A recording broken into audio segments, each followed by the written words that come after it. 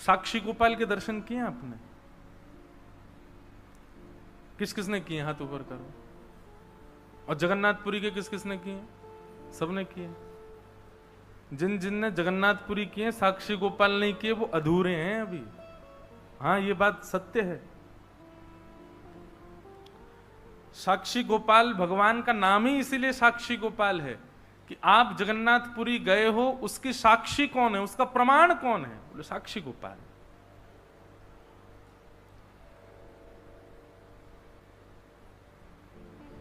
एक बार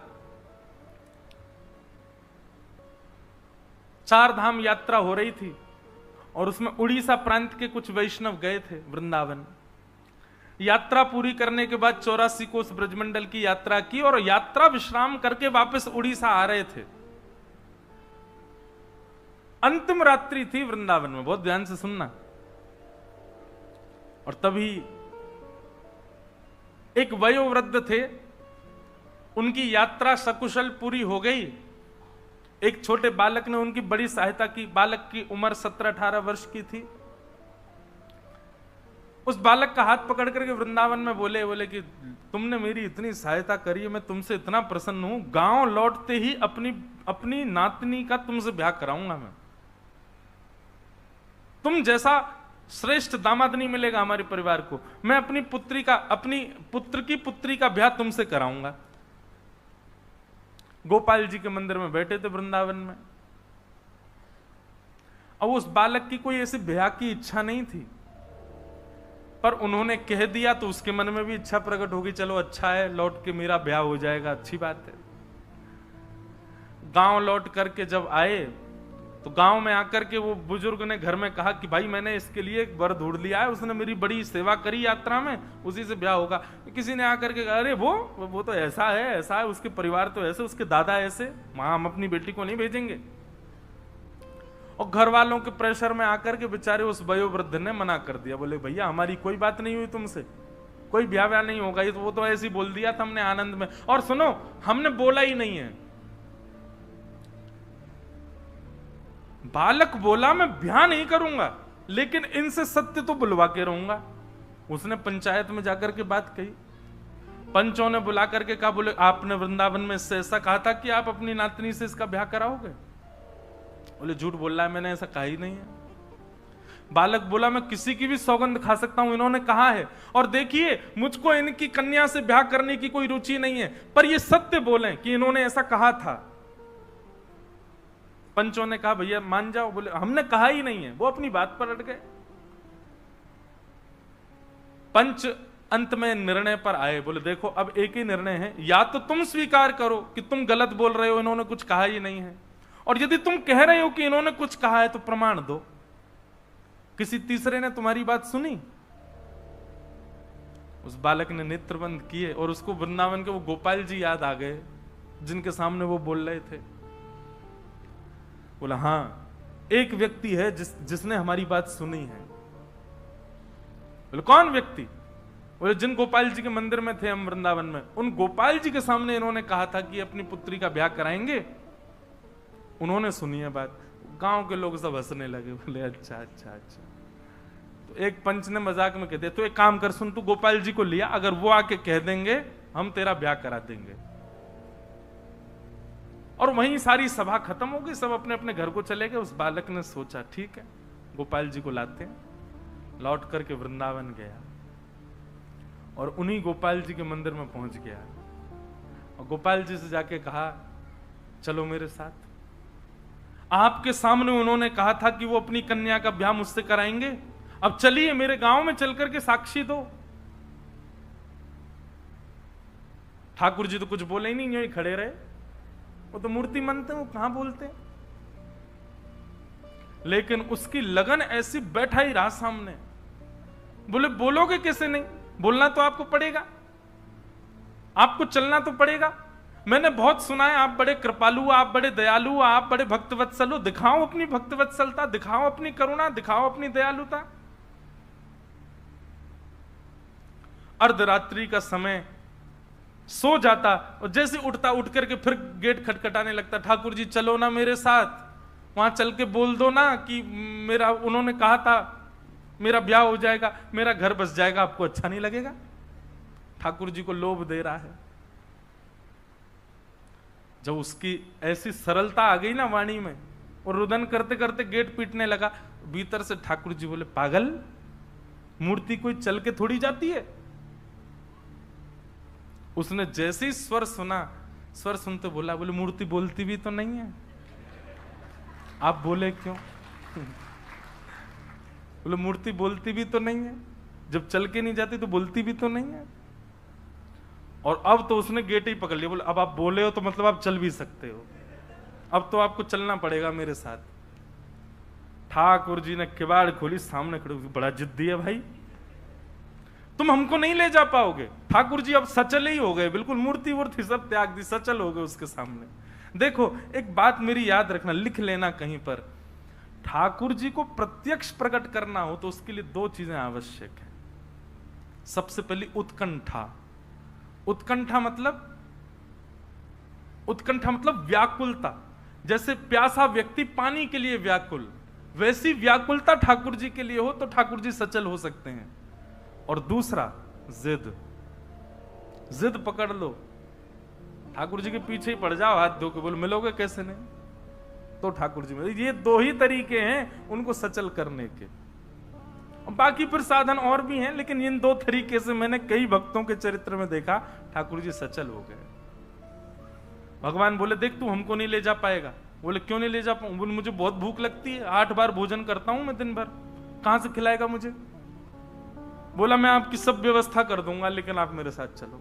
भगवान बोले बड़ा विचित्र है, तू मतलब केवल अपना घर बसाने के लिए ठाकुर को वृंदावन से उड़ीसा लेके जाएगा?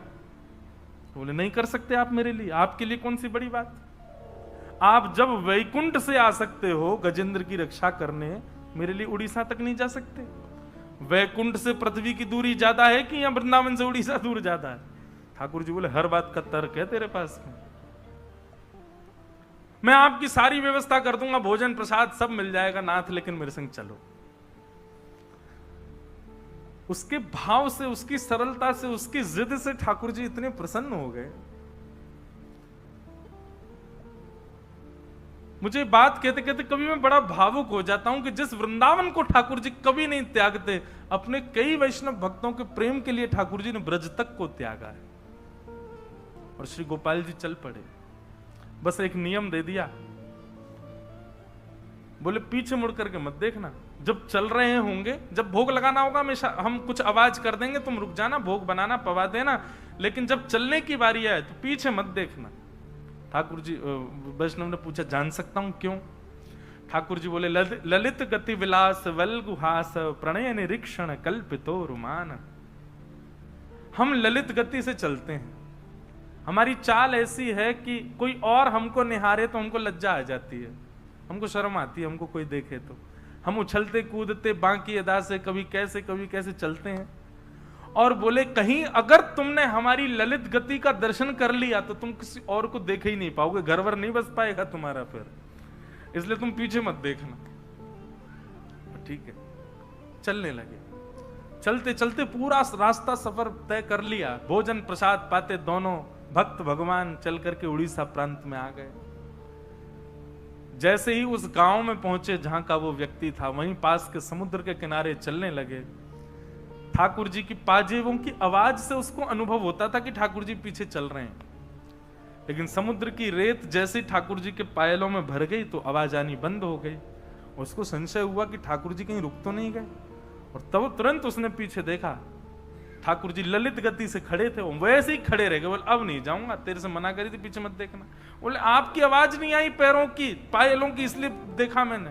भगवान बोले अब जो भी हो, अब इससे आगे नहीं जाऊंगा, 2 किलोमीटर रह गया मेरा गांव, 2-3 किलोमीटर ही तो है बस, चल दो गुरु। ठाकुर जी बोले भले आदमी, तेरे लिए हम इतने किलोमीटर चल के आ गए, गांव वालों को 2 किलोमीटर इधर लिया, यहां पे लिया। दौड़ा दौड़ा गया, सारे पंच और सारे गांव वासियों को बोला, बोले चलो चलो चलो, गोपाल जी आ गए, गोपाल जी आ गए, साक्षी देने गोपाल जी आए। गांव वालों को लगा क्या पागलपन है इसका, इतने महीनों बाद आया और यूं कह रहा गोपाल जी आ गए। गांव वालों ने जाकर के देखा, समुद्र के किनारे सुंदर एक निकुंज वन में त्रिभंग लली श्याम सुंदर प्रत्यक्ष खड़े हैं और अपनी आंखों की पलकें झपका रहे हैं। देख करके वहीं सब नतमस्तक हो गए। ठाकुर जी ने साक्षी दी कि हाँ, मेरे मंदिर में इन बुजुर्ग महापुरुष ने इनको वचन दिया था कि गांव जाकर के ये अपनी कन्या का विवाह इससे कराएंगे। और गांव के लोग तो रोने लगे, नेत्रों में आंसू भर आए सबके, और ठाकुर जी मूर्तिमंत हो गए, उसके ऊपर कृपा की। और भी प्रसंग साक्षी गोपाल भगवान के आते हैं कि जब साक्षी गोपाल भगवान आ गए तो पंडा पुजारी सब सोचने लगे अब इनके लिए मंदिर बने तब तक कहां रहेंगे। ठाकुर जी बोले इनको एक काम करो, जगन्नाथ मंदिर में विराजमान करे आओ। ऐसी कथा सुनी है मैंने, तो उनको श्री जगन्नाथ मंदिर में विराजमान करवा दिया। और जैसे ही वो जगन्नाथ मंदिर में विराजमान हुए, एक सप्ताह के अंदर श्री जगन्नाथ जी पतले हो गए। ये जगन्नाथ जी पुजारी जी बोले ठाकुर जी कमजोर से लग रहे हो। ठाकुर जी बोले क्या करें, आजकल भोजन मिलता ही नहीं हमको। बोले क्यों? बोले नया ठाकुर आया, साक्षी को सबरा भोजन खा जाता है। मां सुदर्शन जी बेचारे 5 दिन से भूखे, वो बलराम जी का भी खा जाता है, सुभद्रा जी का, सबरा अकेला पा जाता है। और हम लोगों को कहता खबरदार जो छुआ तो तुम लोग तो भोग धर के कपाट बंद करके चले जाते हो, पूरे भोजन पर अकेले उसी का राज रहता है। तब राजा ने जल्दी जल्दी साक्षी गोपाल जी का मंदिर बनवाया और उनको वहां विराजमान करवाया। अब देखो कैसा विलास है ठाकुर जी का। जगन्नाथ जी भी वही गोपाल जी हैं, साक्षी गोपाल भी वही गोपाल जी हैं, लेकिन विलास है ठाकुर जी का, इसलिए वो पूर्ण स्वतंत्र हैं।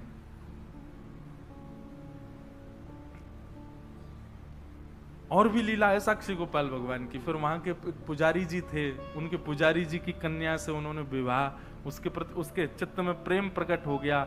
वो ठाकुर जी के पास जाती, रात भर नृत्य करती, और ठाकुर जी ने फिर उसको अपने आप में विलीन किया। ऐसी भी एक लीला आती है। तो हम क्या कह रहे थे, किस विषय में ये बात कह रहे थे? वैद्यम वास्तवमत्र वस्तु शिवदम। कथा सुनने के बाद ठाकुर जी से आपको कोई ना कोई संबंध का अनुभव होने लग जाए तो समझो आपने कथा सुनी। विचार करके नहीं कि पुत्र मानूं कि सखा मानूं। आप जगन्नाथ जी को देखो, और जगन्नाथ जी को देख करके दर्शन की विधा यही होती है कि ठाकुर जी को देखते देखते ये अनुभव करो कि मुझे कौन सा संबंध दिख रहा है।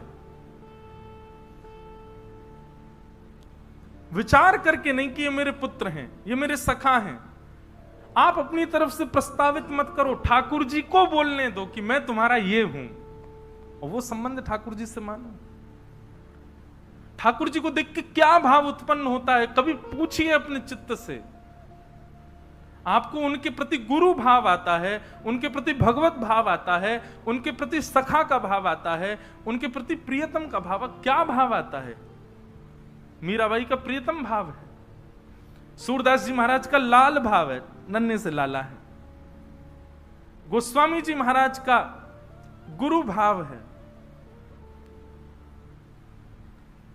आप अपने मन से मत बनाओ, ठाकुर जी के स्वरूप। अब की बार जगन्नाथपुरी जाओ और श्री जगन्नाथ जी को देख करके उनके रूप श्रृंगार में मत अटके रहो। देख करके अपने आप से पूछो, ये मुझे मेरे कौन लगते हैं, ये किस रूप में मुझको दिख रहे हैं, इनके प्रति मेरा भाव क्या उत्पन्न हो रहा है। और फिर जो एक क्षण के लिए भाव आएगा, उसी भाव को ही वहीं पर प्रस्तावित करके ठाकुर जी को उसी शब्द से पुकारना। जो भाव लगे ठाकुर जी के प्रति, उसी शब्द का उच्चारण कर देना। सखा, गुरु, पुत्र, पिता, प्रियतम।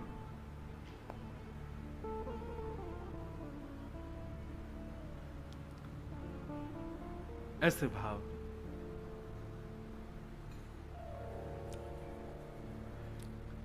ऐसे ऐसे सखाओं, ऐसे ऐसे भक्तों के चरित्र आए हैं, ठाकुर जी को जीजा जी बोलते हैं।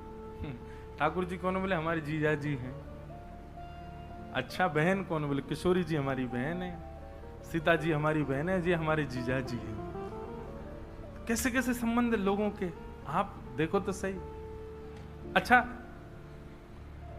पुत्र, पिता, प्रियतम, सखा, गुरु, ये संबंध तो हमने बहुतों के देखे, पर कई ऐसे विलक्षण संबंध हैं, इन संबंधों की भी चरित्र हैं।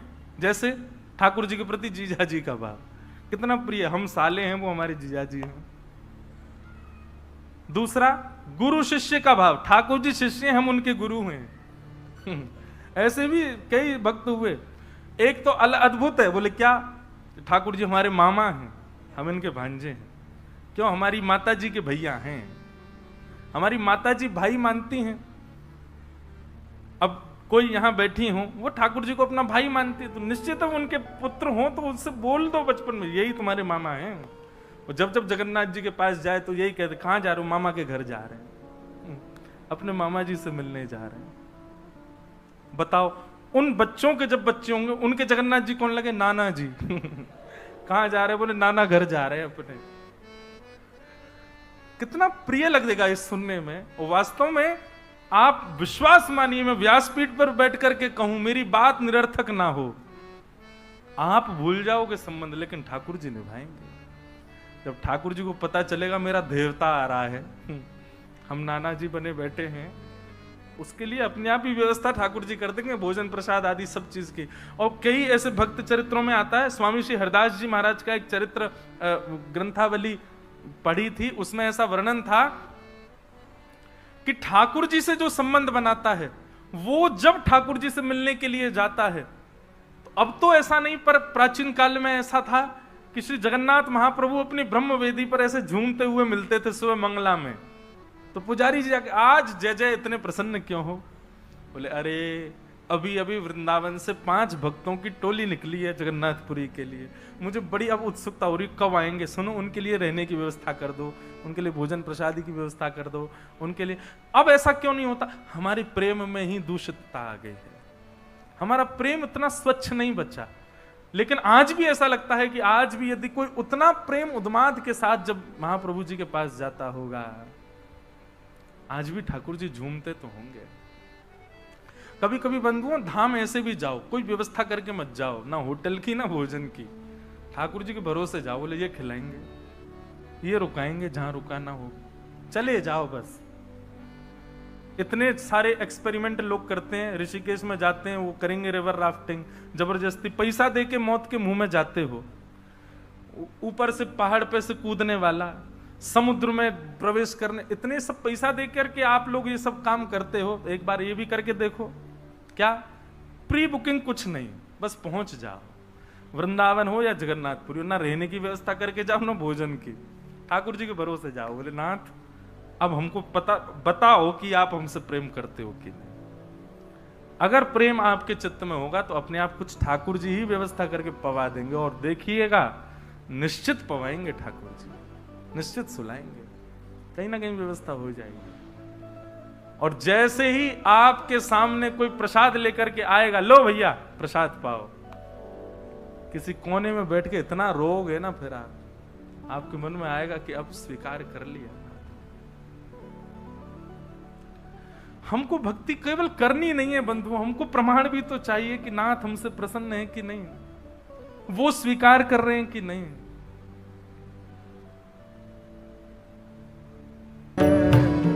मेरा नाथ तू है, मेरा नाथ तू है, नहीं मैं अकेला,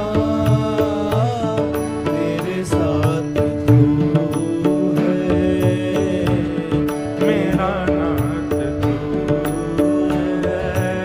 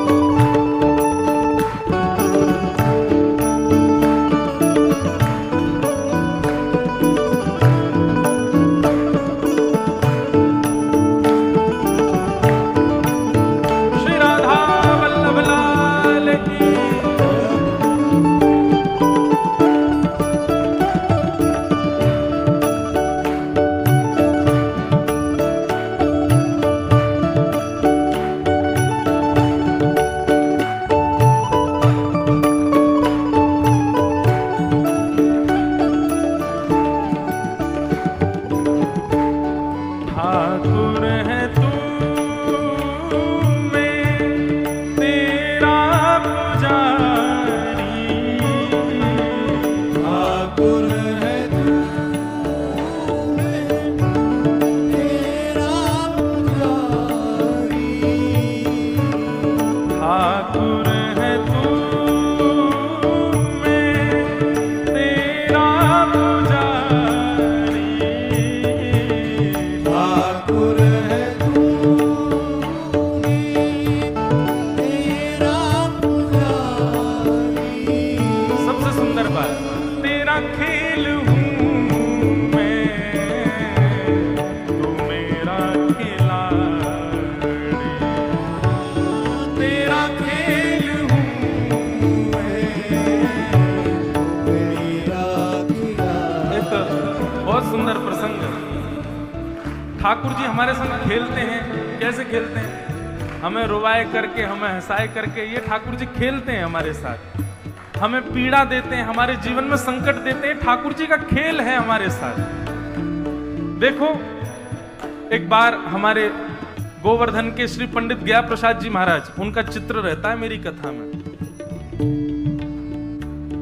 ये महाप्रभु श्री पंडित श्री गया प्रसाद जी महाराज, आप श्री ठाकुर जी के बड़े प्रेमी। तो आप श्री से किसी ने कही कि बोले बाबा हमारे जीवन में बड़ो संकट दे रखो है। ठाकुर जी ने कहा करें।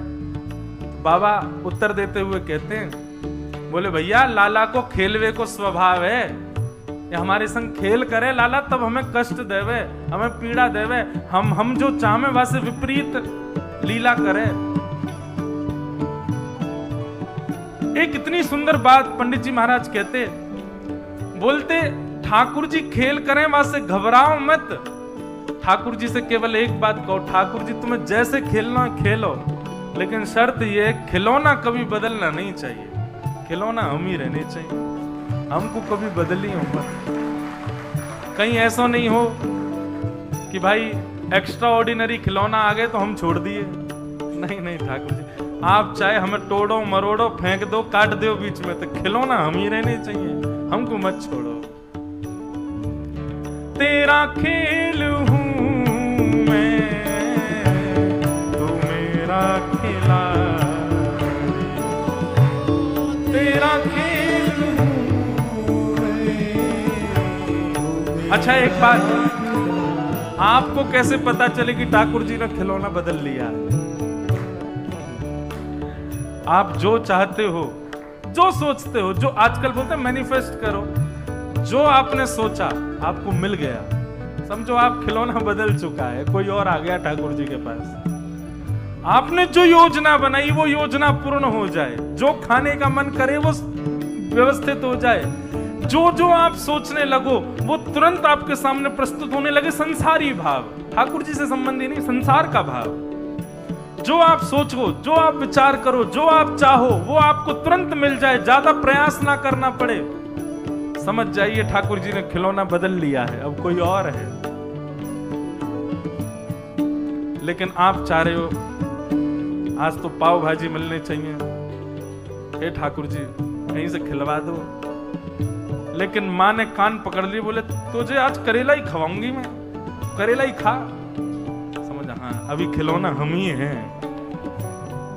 सोच रहे थे कि वहां घूमने जाएंगे, फ्लाइट ही कैंसिल हो गई, रद्द हो गई महाराज, बर्फ गिर गई ज्यादा, रास्ते बंद हो गए, ब्लॉक हो गए, नहीं जा सकते। खिलौना हम ही हैं। जो सोचते हैं, जो विचार करते हैं, संसार का भाव वो पूर्ण ना हो एक बार में, कोई ना कोई रुकावट आवे, अड़चन आवे एक बार के लिए, तो समझ जाना खिलौना आप ही हो। लेकिन बिना किसी अड़चन के और जो चाहो वो मिल जाए संसार में, समझ जाना खिलौना बदल गया है। ठाकुर है मेरा नाथ मेरा नाथ तू है, नहीं मैं अकेला, मेरे साथ तू है। मेरा नाथ जय जगन्नाथ, जय बलदेव, जय सुभद्रा, जय लीलाचल धाम, जय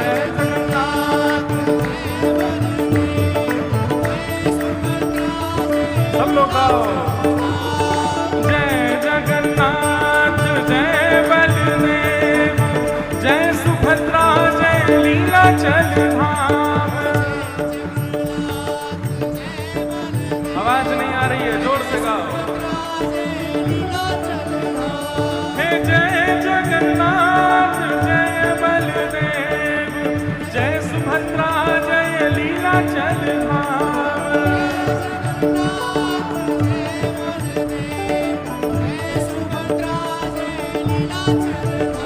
हे जय जगन्नाथ जय बलदेव, जय सुभद्रा जय लीलाचल धाम।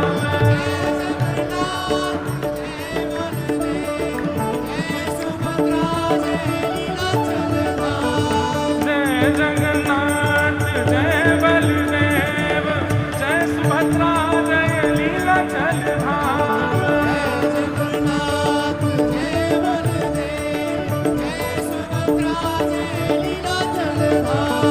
प्यारे जगन्नाथ प्यारे बलदेव, प्यारी सुभद्रा प्यारो लीलाचल धाम।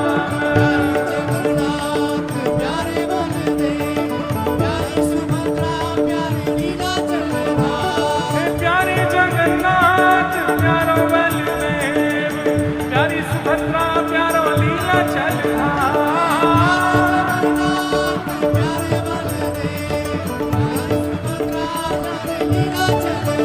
हे प्यारो जगन्नाथ प्यारो बलदेव, प्यारी सुभद्रा प्यारो लीलाचल धाम।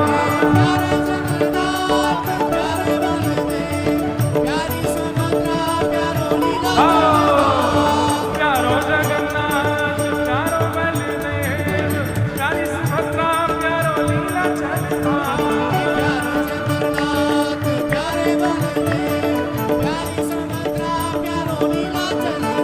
हे प्यारो जगन्नाथ प्यारो बलदेव, प्यारी सुभद्रा प्यारो लीलाचल धाम। जय जगन्नाथ महाप्रभु की जय जय।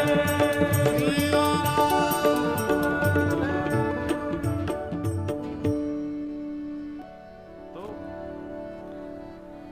संबंध आप मत बनाओ ठाकुर जी से, ठाकुर जी को बनाने दो आपसे। और ठाकुर जी बना रहे हैं आपसे संबंध, ये आपको प्रथम दर्शन में ही अनुभव हो जाएगा। और प्रथम में ना हो तो अभी समझना अभी शायद हम परिपक्व नहीं है, और परिपक्वता लाओ और भजन बढ़ाओ और कथा बढ़ाओ और सेवा बढ़ाओ, फिर दर्शन करने जाओ।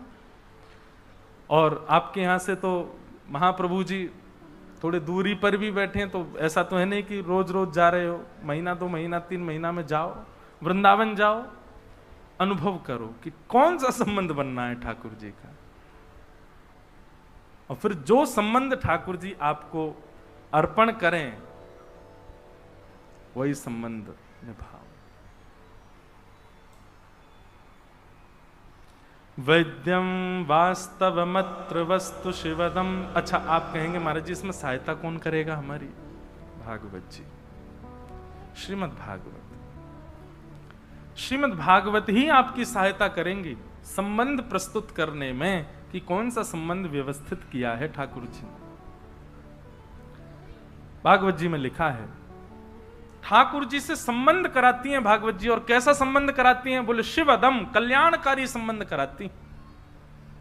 वैद्यम वास्तवमत्र वस्तु शिवदम तापत्रयोन्मूलनम। श्रीमद् भागवते महामुनि कृते किंबा परैरीश्वर सत्यो हृद्यवरुध्यते त्रिकृतभि शुश्रूषुभिस्तच्छणा। इस प्रकार श्रीमद् भागवत जी का विषय अधिकारी, संबंध और प्रयोजन। अंतिम बात है प्रयोजन। प्रयोजन यहां पर बताया गया तापत्रयोन्मूलनम। 3 प्रकार के ताप यानी कि संकट आते हैं हमारे जीवन में, उनका उन्मूलन कर देते हैं। आज भी चर्चा हो रही थी सुबह जहां हम निवास कर रहे हैं वहां वैष्णवों से, कि हमको लगता है भक्त को देख करके कि पीड़ा में है, लेकिन उसको नहीं पीड़ा का अनुभव होता। वृंदावन के संतों को देखते हैं, गोवर्धन में जाओगे तो वहां एक संत है, वो 3 परिक्रमा रोज लगाते हैं गिरिराज जी की। कितनी? आपसे एक ना लगे। कई लोग तो ऐसे महानुभाव हैं, वो एक परिक्रमा 2 दिन में लगाते हैं। आधी आज लगाया है, आधी कल लगावे जाएंगे। ऐसे गिरिराज जी की 3 संत हैं, एक साथ हाथ पकड़ के परिक्रमा लगाते, 3 परिक्रमा रोज लगाते पर डे। मतलब जैसी तीसरी परिक्रमा होती है, जो बीच का समय बचता उसमें उनको स्नान भी करना है, संध्या भी करनी है, जप साधना भी करनी है और फिर से परिक्रमा के लिए निकलना है। अब लोग बाग जब उनको देखते हैं तो पता क्या, ओहो कितना कष्ट हो रहा होगा। और ऐसी गर्मी में, अभी आप मौसम देख रहे हैं, हम तो 3-4 दिन पहले घबरा गए थे। राहुल केला में कितने सारे लोग गर्मी के कारण भगवत धाम प्रस्थान कर गए। मैं तो कहा, मैं जगन्नाथ जी अभी और कथा करनी है आगे मुझे, पर यह था कि भीतर कथा होगी तो यहाँ ठीक है। भगवान करे जो सूर्य नारायण भगवान के ताप से प्रस्थान कर गए सदगति, उनको श्री महाप्रभु अपने चरणों में दें।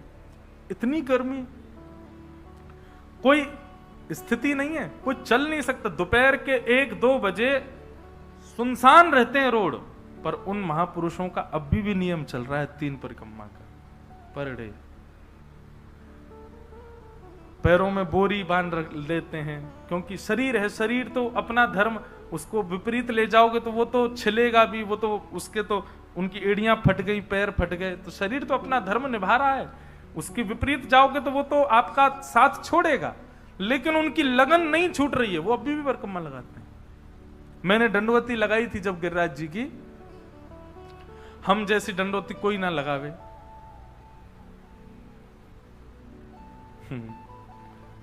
6 महीना में दंडवती लगी है हमारी। लेकिन वैसे देखा जाए तो दिन गिनोगे तो दिन तो लगे थे हमको कितने, 15-16 दिन लगे थे। लेकिन 10 दिन पहले लगा गए, फिर बची हुई जो थी वो 6 महीना बाद लगाने गए, क्यों बीच में कथाएं आ गई थी। तो वो महापुरुष तीनों मिलते थे मुझको दंडवती में, और इतने प्रेमी, इतने सुंदर महात्मा। मैं दंडवती लगाता था तो कभी ना कभी तो मिल ही जाते थे, कहीं ना कहीं उनकी परिक्रमा तो चलती रहती है। तो जैसे ही मैं लेट के दंडवती कर रहा होता था, चुपके से पीछे से आते, मेरे पांव छू लेते। मैंने कि महाराज जी ऐसे क्यों करते हो आप? तो बोले आप ब्रजवासी हो, ऊपर से कथाकार हो, ठाकुर जी की लीला सुनाते हो, बताओ दंडवती कर रहे हो, आपको प्रणाम करेंगे तो गिरिराज जी हमसे जल्दी रीझ जाएंगे। वही महापुरुष, वो भी बेचारे, इसी मैं भी यही सोचता था मुझे आज मिलेंगे, कहाँ मिलेंगे। उनको भी रहता था व्यास जी कहाँ मिलेंगे। कहीं ना कहीं थोड़ी बहुत राम राम शाम शाम होती थी।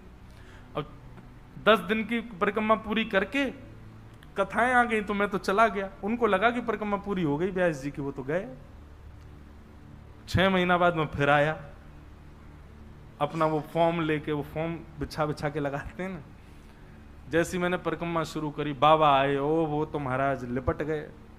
बोले भक्त तो बहुत देखे, आप जैसा नहीं देखा। 6 महीना नहीं हुए दोबारा परिक्रमा शुरू कर दी। मैंने महाराज जी दोबारा नहीं है, ये पहली चल रही है अभी। महाराज जी बोले फिर तो आपसे गया गुजरा कोई नहीं है, एक परिक्रमा में इतना समय कौन लगाता है। मैंने महाराज जी हम ब्रजवासी ने जरूरत थोड़ी है परिक्रमा लगावे की दंडवती, इतना कष्ट पान, हम ज्यादा कष्ट में। मैंने कि दुनिया के लोगों को ज्यादा से ज्यादा बहुत मेहनत करेगा तो 12-13 दिन लगते हैं, लगातार रहे तो 12 दिन में हो जाए। और कोई बहुत तंदुरुस्त हो, बढ़िया हष्ट पुष्ट हो तो 3-4 दिन में लगा देता है दंडवती पूरी। मैंने कि बाबा बात ऐसी है कि हमें ब्रजवासी, हम जब कष्ट में गिरिराज जी देखे ना हमें, तो बेचारे इन्हें बहुत दया आ जाए मुंह पे।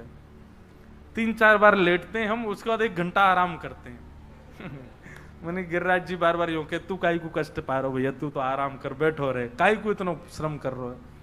और दूसरा भाव, मैंने महाराज जी घर आया मेहमान यदि अखर रहा हो तो यूं रहती जल्दी जाए, लेकिन घर आया मेहमान प्रिय लग जाए तो और रुक जाए 2-4 दिन।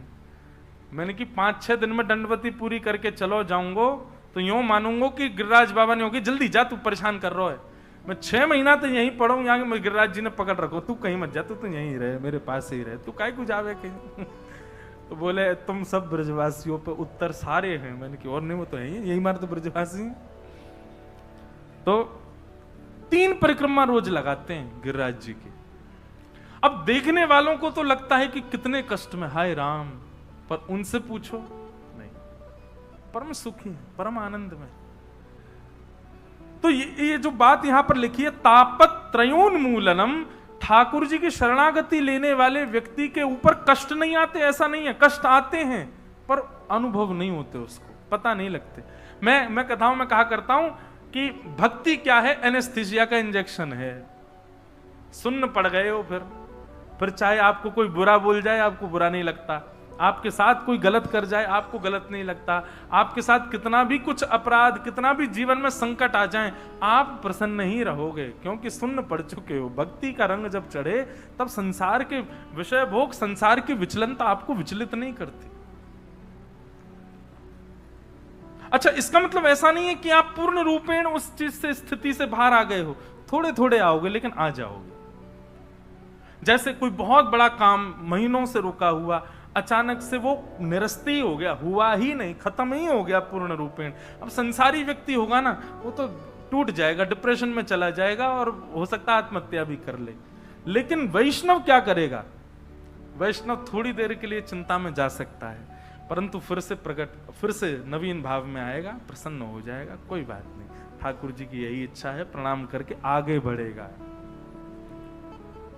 वो विचलित उस चीज पर ज्यादा विचलन नहीं कर सकता। और माफ कीजिए, कोई भी चिंता जीवन में आवे, यदि वो घंटा 1.5 घंटे से अधिक आपके सिर पर हावी हो रही है तो आप वैष्णव नहीं हो।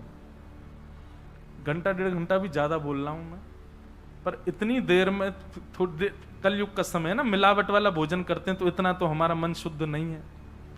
तो घंटा 1.5 घंटा का अवधि लेके चलो। घंटा 1.5 घंटा में अगर आप चिंता मुक्त नहीं हो रहे हो तो इसका मतलब आप भजन भक्ति भाव किसी में भी पुष्ट नहीं हो। आपको घंटा 1.5 घंटा 2 घंटे के अंदर उस चीज से निकलना है, तुरंत ठीक होना है, फिर से प्रसन्न होना है, फिर से उठ करके चल देना है, तो समझो कि आप वैष्णव। चिंता में पड़े हैं, बिस्तर में पड़े हैं, 3 दिन हो गए नहा ही नहीं रहे, क्या संसार है, अरे सब ऐसे ही है, यूं है, कोई अपना नहीं है, सब ये है, अरे अब तो कोई जीवन की आशा नहीं, मर जाए बस। ये महासंसारी व्यक्ति का लक्षण है।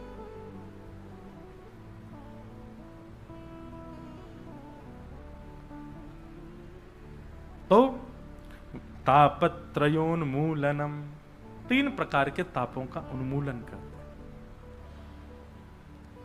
श्री महाप्रभु जगन्नाथ जी भी 15 दिन के लिए कष्ट में जाते हैं। ठाकुर जी को कष्ट नहीं होता। अब देखो, यहां भी नियम तोड़ दिया ठाकुर जी ने। ठाकुर जी को किस बात का कष्ट हो सकता है? परंतु अपने भक्त के भाव को अपने ऊपर धारण करने के लिए ठाकुर जी पीड़ा में चले जाते। और उसके पीछे एक और बात है कि महाप्रभु जगन्नाथ जी कभी एकादशी व्रत नहीं करते। क्यों?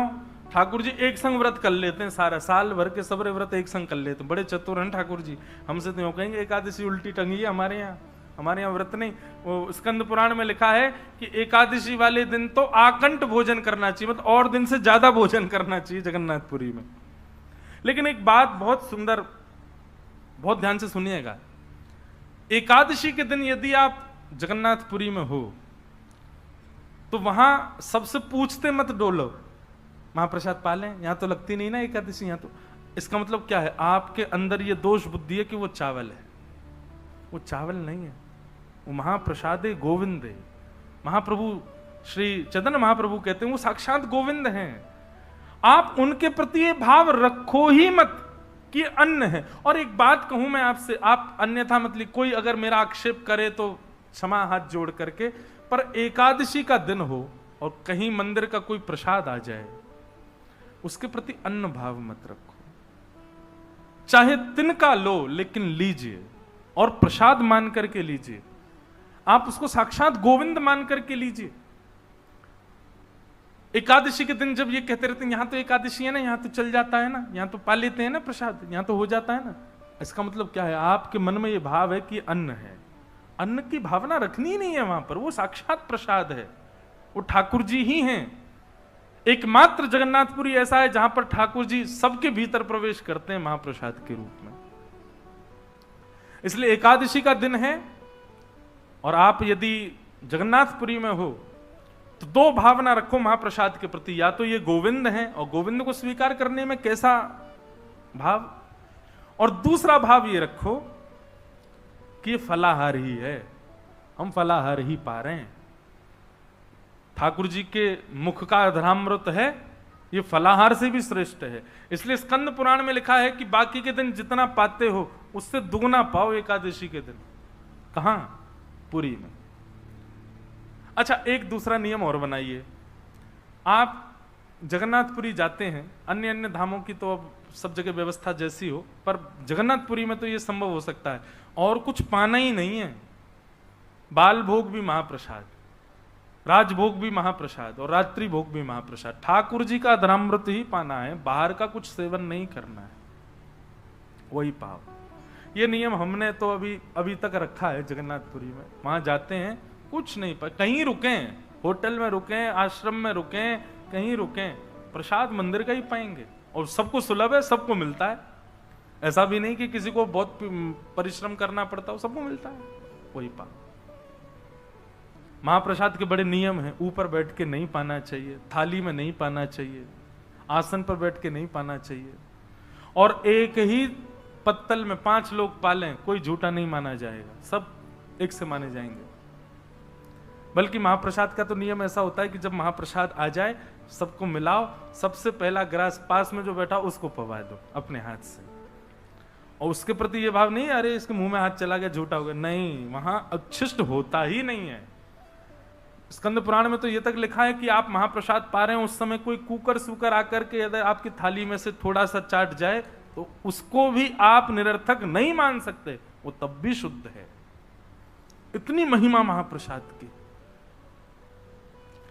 तापत्रयोन्मूलनम श्रीमद्भागवते महामुनि कृते किंबा परैरीश्वर सद्यो हृदय वरुध्यते कृतभिः शुश्रूषुभिस्तक्षणात्। भागवत जी का 3रा श्लोक। निगम कल्पतरोर्गलितं फलम् सुखमुखादमृतद्रव संयुतं पिबत भागवतं रसमालयं मुहुर्हो रसिका भुवि भावुकाः। तृतीय श्लोक में क्या बता रहे हैं? श्रीमद् भागवत क्या है? तो कह रहे हैं वेद रूपी कल्प वृक्ष का पका हुआ फल है। आप श्रीमद् भागवत जी को जब भली भांति सुनते हैं तो एक प्रकार से आपने चारों वेदों का रस ले लिया, समस्त पुराणों का रस ले लिया। लोग बाग जो बहुत लड़ाई करते हैं कि हमारे हिंदू वैदिक सनातन धर्म में इतने ग्रंथ क्यों हैं, इतने भाव क्यों हैं, इतने मार्ग क्यों हैं,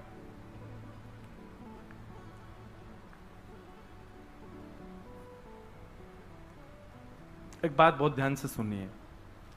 कई लोग आक्षेप करते हैं इतने देवी देवता हिंदू धर्म में क्यों, इतने ग्रंथ पुराण हिंदू धर्म में क्यों? उन लोगों को एक उत्तर दीजिएगा। किसी व्यक्ति ने व्यापार शुरू किया, एक दुकान से शुरू किया और 100 साल निकल गए।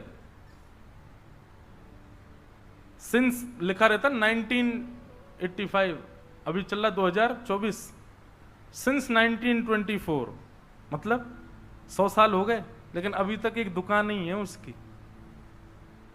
और किसी व्यक्ति ने व्यापार दुकान से शुरू किया, इस नगर में फैक्ट्री, उस नगर में फैक्ट्री, वहां चले जाओ वहां व्यापार, वहां चले जाओ दुकानें खुली। महाराज दुनिया भर के पूरे विश्व भर में उसने अपने अपने प्लेटफॉर्म खोल दिए, अपने फ्रेंचाइजी डाल दी। श्रेष्ठ किसको मानोगे, जो 100 वर्षों से एक ही दुकान में है या 100 वर्षों में पूरी दुनिया में व्यापक हो गया? तो ऐसा ही मानिए कि हमारे वेदव्यास जी महाराज ने, जिन्होंने इन सब ग्रंथों की रचना की, उन्होंने ग्रंथ की रचना इतनी विस्तार तत्व में कर दी, इतना विस्तार हो गया इतना उनका बिजनेस फैल गया कि हमारे हिंदू वैदिक सनातन धर्म इतना इतना विशाल हो गया, इतना महान हो गया, इतना विस्तृत हो गया, तो एक जगह स्थिर नहीं है, सब जगह है, सब जगह व्याप्त है। इतने देवी देवता, उसके पीछे भी कारण।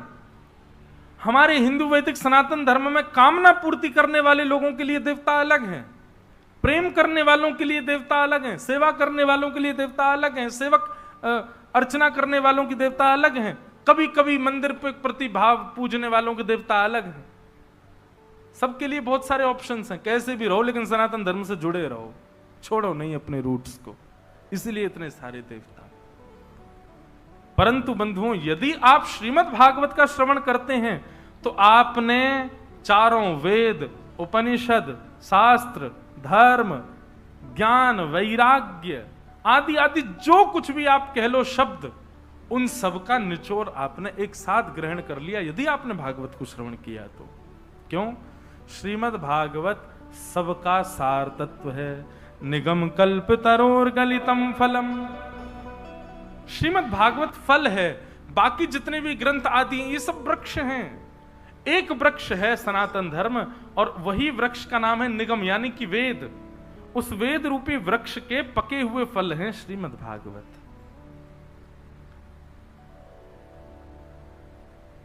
रस वृक्ष ने डाला है, फल को वृक्ष ने जन्म दिया है, परंतु क्षुधा निवृत्ति और रस की प्राप्ति फल से ही होती है, वृक्ष से नहीं होती। तो इसलिए श्रीमद् भागवत क्या है? फल है। निगम कल्प तरोर गलितम फलम। श्रीमद् भागवत फल है। इसीलिए मैं कथा में कहा करता हूं कि आप अन्य कोई भी कथा सुनो, अन्य किसी भी मार्ग पर जाओ, आप फल की कामना करो, पर भागवत जी से कभी फल की कामना मत करना कि हमको ये मिल जाए, हमको वो मिल जाए, और कुछ, क्योंकि कुछ मिलेगा ही नहीं। क्यों?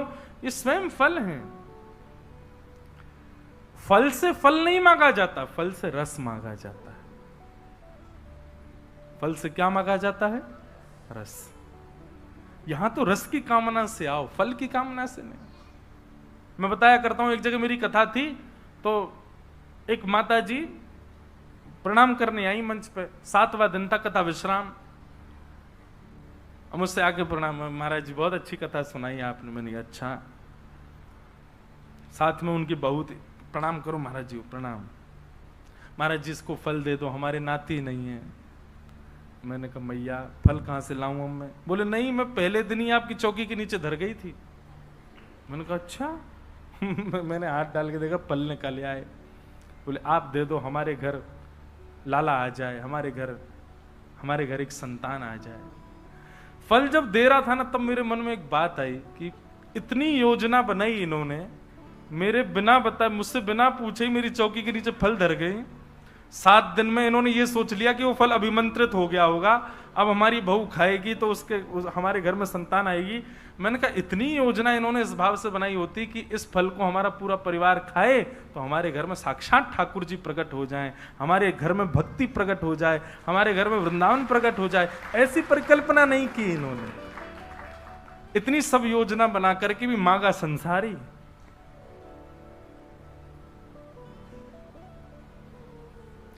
व्यक्ति कितनी योजनाएं बना लेता है संसार की प्राप्ति के लिए। इसकी 1% योजना भी यदि भगवत प्राप्ति की कर लेना, उसको ठाकुर जी मिल जाएंगे। लेकिन ये नियम बन चुका है हम लोगों का, हम संसार के लिए योजना बनाते हैं, ठाकुर जी के लिए नहीं। अरे हम तो भूल ही गए, आज बहुत सारे प्रश्न आए थे। अभी प्रश्न जो इनमें उचित हो उनके उत्तर दे दें। महाराज जी प्रणाम। कर्म बड़ा या भक्ति बड़ी? आप इन दोनों को अलग क्यों मानते हो? कर्म भक्ति युक्त होकर के करना चाहिए। इन दोनों में बड़ा छोटा मत कीजिए कि वो बड़ा है ये छोटा है। कर्म कीजिए, नाम जपते चलो, ध्यान धरते चलो, हर समय कृष्ण का ध्यान धरते चलो, काम की वासना को मिटाते चलो, कृष्ण गोविंद गोपाल गाते चलो। आप स्कूल में पढ़ते हो, कॉलेज में पढ़ते हो, यूनिवर्सिटी जाते हो, जॉब करते हो, बिजनेस करते हो, भक्ति युक्त होकर के करो ना सारे काम। आप उन दोनों को अलग अलग क्यों, उनका डिवाइडेशन क्यों कर रहे हो? उनको डिवाइड क्यों कर रहे हो? उनको अलग अलग क्यों मानते हो?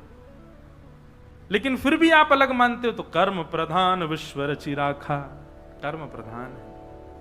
एक बार को यदि जगन्नाथपुरी जाने का अवसर मिल रहा हो, लेकिन बहुत बड़ा कोई काम, आपका कर्म बीच में रुक रहा हो, तो कर्म को प्रधानता देने वाले को तो रुक जाना चाहिए, कर्म को पहले करना चाहिए। लेकिन जिसके लिए ठाकुर जी सर्वोपरि हैं, उसको तो सब तज हरि भज, सब छोड़ो, जाओ ठाकुर जी के पास, ठाकुर जी संभाल लेंगे अपने आप। लेकिन फिर भी इन दोनों को अलग मत मानिए, ये दोनों एक ही हैं, एक ही नहीं है। भक्ति युक्त होकर के कर्म करना चाहिए, अलग नहीं है। मन को शुद्ध करने कैसे? ये 7 दिन मैया और मैया भैया जिसने भी भेजा है, 7 दिन किसके लिए हम लोग बैठे हैं? मन की शुद्धि के लिए ही बैठे हैं। यहां जितने विषय बताए जा रहे हैं, विचार बताए जा रहे हैं, वो सब मन की शुद्धि के लिए ही है। फिर तीसरा इन्होंने कहा भक्ति मार्ग में आगे कैसे जाएं? अगर मन भटक जाए तो क्या करें? सब साधन यही बताए जा रहे हैं, इन्हीं को सुनते जाओ। और सुनिए, कल से आप सब लोग एक डायरी और पेन लेके बैठा कीजिए कथा में, जो सूत्र आपको बढ़िया लगे तुरंत उसको लिख लिया कीजिए, तो ये इतने प्रश्न नहीं आएंगे मन में। और जिसका संशय हो वो संशय को रखे ना, प्रश्न जरूर पूछे।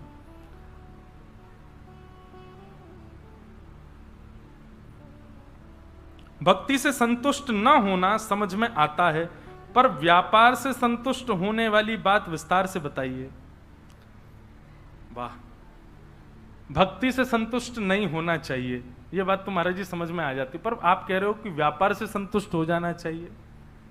इस बात को बताओ। देखो, ये हमने इस परिप्रेक्ष्य में कहा था, जिसके लिए भक्ति प्रधान है, जिसके लिए जो वस्तु प्रधान है उससे कभी संतुष्ट मत हो, इसीलिए उसमें गति प्राप्त करोगे।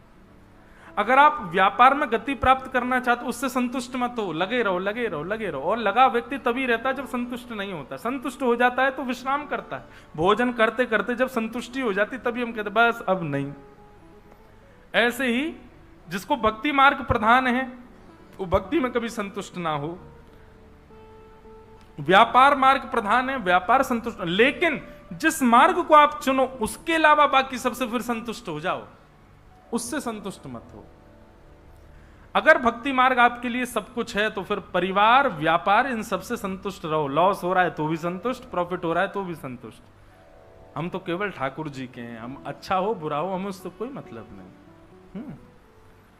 फिर दया और कृपा, इसमें डिफरेंस क्या है? दया मानव करता है, गुरु करते हैं, कृपा ठाकुर जी करते हैं। कृपा मानव का अधिकार नहीं है। दया किसी के भाव को देख करके की जाती है, पर कृपा ठाकुर जी करते हैं, वो कई बार भाव भी नहीं देखते, कर देते हैं बस। कृपा का अधिकार मानव का नहीं है, तो ठाकुर जी का है। दया और कृपा में यही अंतर। दया किसे मिलती है और कृपा किसे मिलती है, दोनों में श्रेष्ठ क्या है? बात श्रेष्ठ स्पष्ट यही हो जाती है कि दया मानव करता है, कृपा भगवान करते हैं। दया मानव किसी की स्थिति देख करके करता, पर ठाकुर जी कई बार स्थिति भी नहीं देखते फिर भी दया कर देते हैं, कृपा कर देते हैं। फिर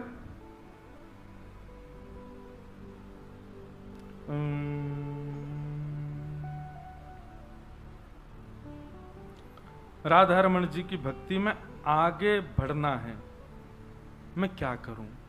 सत्संग सर्वश्रेष्ठ उपाय है। जितना हो सके ठाकुर जी की लीलाओं को श्रवण करो, कथाओं को श्रवण करो, वैष्णव जनों को सुनो। जितना आप सुनेंगे उतना चिंतन बढ़ेगा, उतना भाव बढ़ेगा। फिर धीरे धीरे क्या होगा, आप मानसी सेवा में प्रवेश करने लग जाओगे। आपकी मस्तिष्क ही एक अलग सेवा करने लग जाएगा, उससे अपने आप आपका प्रेम उन्माद बढ़ेगा। फिर आप राहुल केला रहो चाहे कहीं रहो, आपके लिए सब वृंदावन हो जाएगा, सब राधा रमण जी का ही आंगन हो जाएगा। सब जगह जित देखूं उतित श्याममयी है, ऐसी स्थिति हो जाएगी।